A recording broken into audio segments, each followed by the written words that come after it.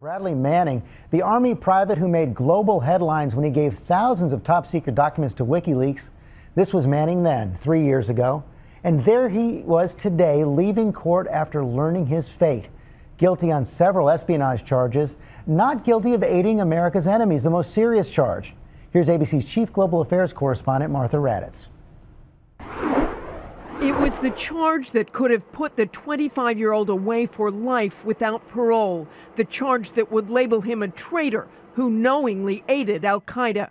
But today, while Manning stood at attention in the courtroom, the judge declared him not guilty of that most serious charge. On the biggest charge in the case, the government ends up leaving the courtroom with its tail between its legs. Prosecutors had presented evidence that battlefield reports from Iraq and Afghanistan that Manning gave to Wikileaks were found on Osama bin Laden's computer after the raid on his compound. But that wasn't enough to prove he aided the enemy. Manning was convicted of 20 of the 22 major charges against him, including espionage, theft, and computer fraud.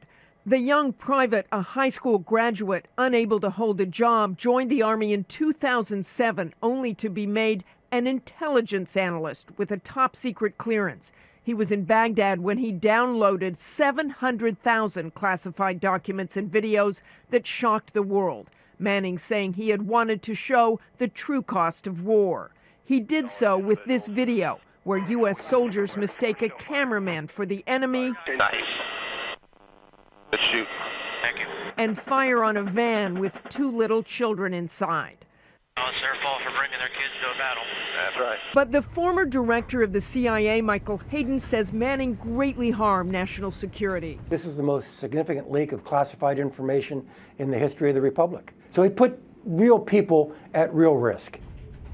Wikileaks founder Julian Assange today called Manning a hero, as he has said of the NSA leaker Edward Snowden. The sentencing phase starts tomorrow for Manning, and while it is doubtful he will be sentenced to the 136 years the charges call for, it is likely he will spend a big chunk of his life in jail, George. A long time. But Martha, what does this mean for Edward Snowden, the NSA leaker? Apparently he's still in Moscow, limbo at that Moscow airport, reading Crime and Punishment.